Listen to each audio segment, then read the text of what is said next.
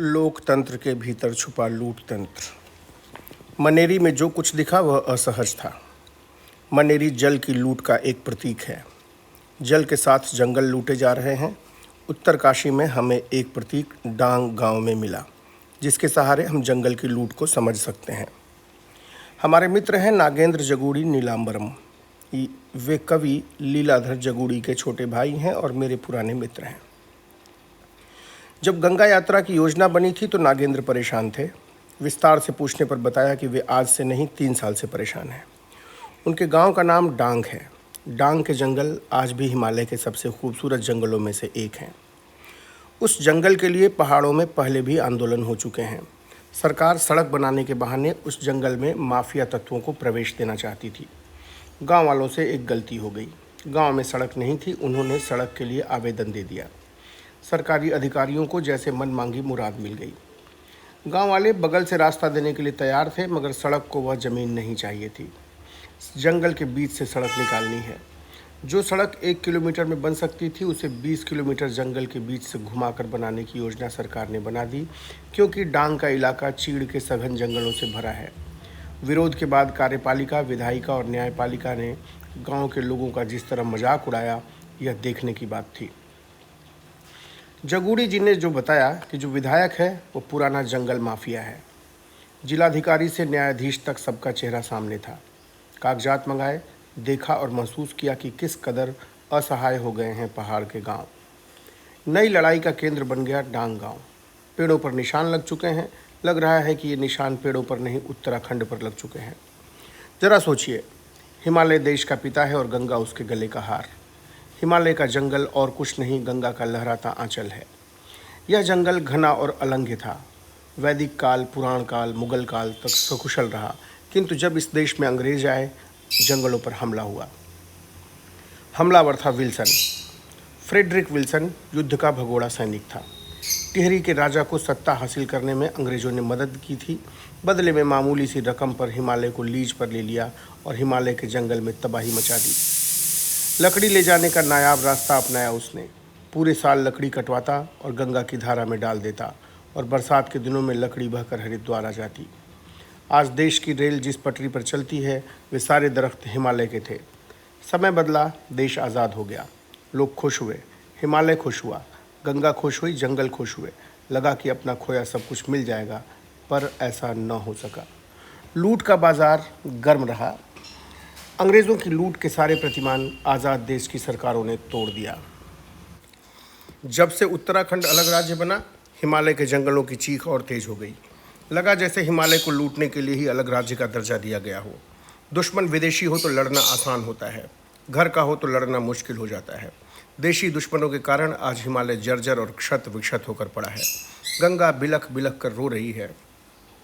जिस डांग गांव में जाकर मैं गंगा के जंगल के दुश्मन की पड़ताल कर रहा हूँ, वह एक भूगोल है, मगर उत्तराखंड के भूगोल का प्रतिनिधि है। तसले में पकते हुए चावल का एक दाना, एक ऐसा यथार्थ जो प्रतीक भी है, जिसके सहारे टूटते बिखरते हर एक गांव के सच को देखा जा सकता है। कटते जंगल के सच को पहचाना जा सकता है। गंगा के सच को देखा जा सकता है और पहचाना जा सकता है कि गंगा के आंचल में उगी हरियाली यानी हिमालय के जंगल का दुश्मन कौन है। हम उस गांव में गए जिसका नाम डांग है, जो उत्तरांचल के गांवों के बीच एक छोटा सा गांव है, जिसकी दूरी उत्तरकाशी से महज 3 किलोमीटर है। उसका नाम है डांग। इसकी आबादी 600 के आसपास है। इस गांव की खासियत यह है कि यहाँ के लोग जंगल से गहरे जुड़े हैं और पेड़ों से इनका रिश्ता पुरखों की तरह है। यह गांव पेड़ से प्यार करने की पहाड़ की परंपरा का अब भी अनुसरण करता है। पर्वतारोहण में कीर्तिमान कायम करने वाले अनछुए पर्वत शिखर सुखी टाप के प्रथम विजेता गोपाल सिंह गुसाई इसी गांव के हैं। गोपाल सिंह गुसाई ने ही जंगलों को बचाने के लिए बाड़ा गड्डी क्षेत्र में सुंदरलाल बहुगुणा को बुलाया और चिपको आंदोलन की शुरुआत हुई। उन्हीं के आंदोलनों का परिणाम है कि आज भी यह जंगल हिमालय के सबसे घने जंगलों में एक है। अब यह कैसे हो कि इतने घने और ऊंचे पेड़ वाले जंगल हों और लकड़ी माफिया की उस पर नज़र न हो। उनकी नज़र इस जंगल पर पहले से थी, मगर समझ नहीं पा रहे थे कि उस पर हाथ कैसे डाला जाए। हम जंगलों से टकराकर हवा आती, इन जंगलों से टकराकर हवा आती तो उनकी तिजोरियां झन झन बजने लगती।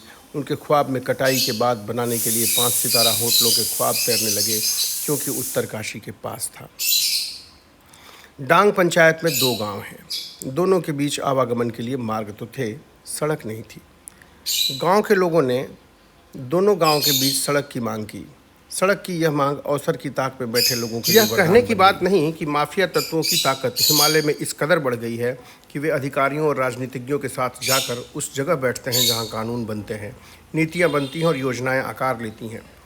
सत्ता के लोगों को पैसा देकर वे लूट के लिए जगह बनाते हैं। जंगल में जब सड़क बनती है तो जितने जख्म जमीन के सीने पर बनते हैं, उससे अधिक घात पेड़ों के साथ होता है। उन परिंदों का क्या कहें जिनके स्वर गायब हो जाते हैं, जिनकी सुनवाई किसी अदालत में नहीं होती। कुछ लोगों का कहना है कि जिस दिन यह आवेदन जिलाधिकारी उत्तरकाशी के पास गया था, उस दिन जश्न हुआ था। शराब की नदी निकली और जंगल माफिया ने प्रशासन से मिली भगत से गांव के द्वारा प्रस्तावित मार्ग न देकर घने जंगल के बीच से रास्ता दे दिया, जिसे बनाने के लिए हजारों पेड़ काटे जा सकते हैं और इस सघन जंगल में माफिया के प्रवेश का रास्ता खुल सकता है। लोगों ने खाली पड़ी समतल जमीन से रास्ता मांगा। रास्ता जंगल के बीच से मिल गया। गांव वालों को जब यह पता चला कि सड़क मिल गई तो खुश हुए, और ज्यों ही पता चला कि सड़क जंगल के बीच से मिली है तो माथा पीट लिया। ऐसा लगा जैसे किसी ने खंजर मारकर कलेजा निकाल लिया हो। जंगल के पेड़ों को जिस गांव के लोग अपना पुरखा मानते हों, उन पर आरा और कुल्हाड़ी चलाने की खबर से गांव सन्नाटे में आ गया। सहस्राब्दियों पुराना संबंध था जंगल के साथ। सब कुछ जैसे कट के गिरने लगा। परियों और आछड़ियों की कहानियां जो जंगलों से होकर गुजरती थीं, देवता जो जंगल में थे, सब कुछ एक पल में गिरकर टूटा और बिखर गया। जब जंगल पर नजर जाती, लगता कि पेड़ गांव वालों से चीख कर कह रहे हों, मुझे बचा लो। पूरे गांव का मौन मुखर स्वर में चिल्ला उठा, कुछ भी हो जाए, हम इस जंगल को कटने नहीं देंगे। लोकतंत्र में विरोध के भी अपने नियम हैं। गांव वालों ने इस आदेश के विरुद्ध गांव में बैठक की और हर जगह यानी डीएम, कमिश्नर, लोक निर्माण विभाग के अधीक्षण अभियंता, मुख्यमंत्री को आवेदन दिया। अनुरोध किया गया कि सड़क के लिए जंगल के बाहर से हम अपनी ज़मीन दे देते हैं, मगर प्रशासन और माफिया की जोड़ी जंगल को काटने का अवसर नहीं खोना चाहती थी। इसलिए गांव वालों को निराश होकर वापस लौटना पड़ा।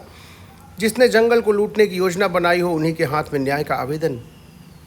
जब सारी उम्मीदें खत्म हो जाती हैं तो न्यायालय ही वह जगह बचती है जहां आदमी फरियाद लेकर जा सकता है। हार कर गांव वालों ने न्यायालय की शरण ली। डांग गांव के लोगों का अनुभव यहाँ भी अच्छा नहीं रहा। यह ज़रूर पता चल गया कि माफिया के रिश्ते अधिकारियों के साथ, नेताओं और उसी तर्ज पर न्यायाधीशों के साथ है। न्यायाधीश की संवेदनहीनता ऐसी जिसकी उम्मीद ही नहीं थी। न्यायाधीश ने फाइल देखा और इस तरह फेंका जैसे सब कुछ पहले से तय हो। आज गांव वालों के चेहरे पर एक मर्मांतक चीख फैली है। न जाने कैसा होगा वह काला दिन जब पेड़ों के तने पर आरी की धार चलेगी। एक पेड़ अररा कर हाथियों की तरह चिंगाड़ कर दूसरे पर गिरेगा। उसे थामने की कोशिश में दूसरे तीसरे की शाखाएं गिरेंगी। उनकी चिड़िया उड़ जाएंगी। उनके जानवर भागे तो इधर आना बंद कर देंगे। पेड़ के ठूठे तने उठी हुई उंगली की तरह खड़े रहेंगे और डांग गांव का यकीन खत्म हो जाएगा कि यह लोकतंत्र है।